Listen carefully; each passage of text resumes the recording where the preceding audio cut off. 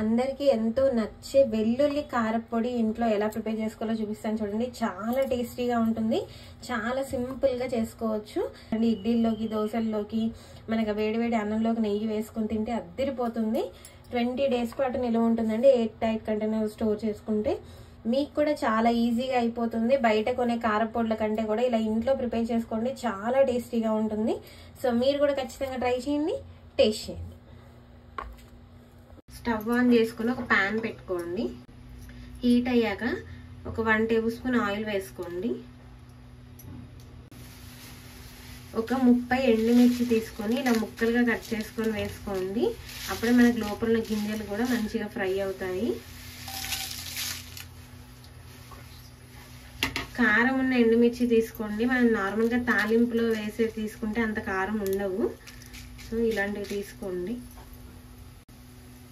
ఒక 2 minutes బాగా fry చేసుకోండి, కలర్ చేంజ్ అయ్యేదాకా.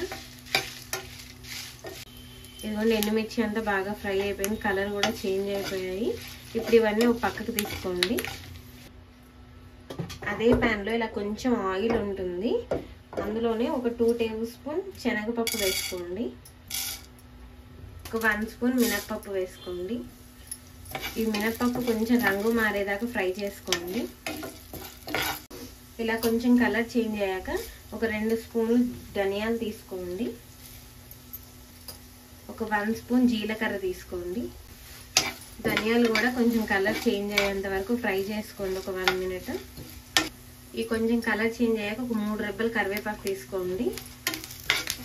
ఈ కరివేపాకు కొంచెం క్రిస్పీగా అయ్యేదాకా ఫ్రై చేసుకోండి. ఇందులో ఒక నిమ్మపండు సైజ్ అంతా చింతపండు తీసుకోండి, ఒక చిన్న సైజ్ అంతా. ఇది కూడా ఇందులోనే ఫ్రై చేసుకోండి. చింతపండు వేసుకుంటే పొడి అనేది చాలా టేస్టీగా అనిపిస్తుంది మనకు అన్నంలో కలుపుకున్నప్పుడు. ఇందులో ఒక 1/2 teaspoon మిరియాలు వేసుకోండి. మనకి ఎండుమిర్చి కారం ఉంటుందో లేదో తెలియనప్పుడు ఇలా కొన్ని మిరియాలు వేసుకుంటే టేస్ట్ కూడా బాగుంటుంది, కారం కూడా సరిపడా ఉంటుంది. ఇదిగోండి కరివేపాకు అంతా కూడా క్రిస్పీగా అయిపోయాయి. ఇప్పుడు ఇంకా స్టవ్ ఆపేసుకోండి. ఇలా ఒక 2 మీడియం సైజు వెల్లుల్లి గడ్డలు తీసుకోండి. ఇలా రెబ్బల్లాగా ఒలుచుకోండి, మొత్తం ఒలవక్కర్లేదు, నార్మల్గా ఇలా ఒలుచుకుంటే సరిపోతుంది. పక్కకు పెట్టుకోండి. ఎండుమిర్చి ఒకసారి గ్రైండ్ చేసుకోండి, ఫ్రై చేసింది ఇలా మెత్తగా గ్రైండ్ చేసుకోండి. ఇందులో మనం ముందుగా ఫ్రై చేసి పెట్టుకున్న ధనియాలు, శనగపప్పు అవన్నీ వేసుకోండి. ఇప్పుడు వీటిని కూడా అన్నిటినీ కలిపి మెత్తగా గ్రైండ్ చేసుకోండి.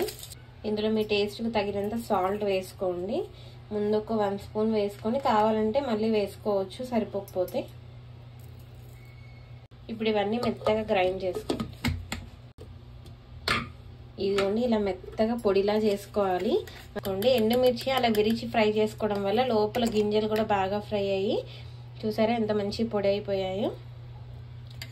ఇప్పుడు ఇందులో మనం ముందుగా ఒలిచి పెట్టుకున్న వెల్లుల్లి రెబ్బలు వేసేసుకోండి.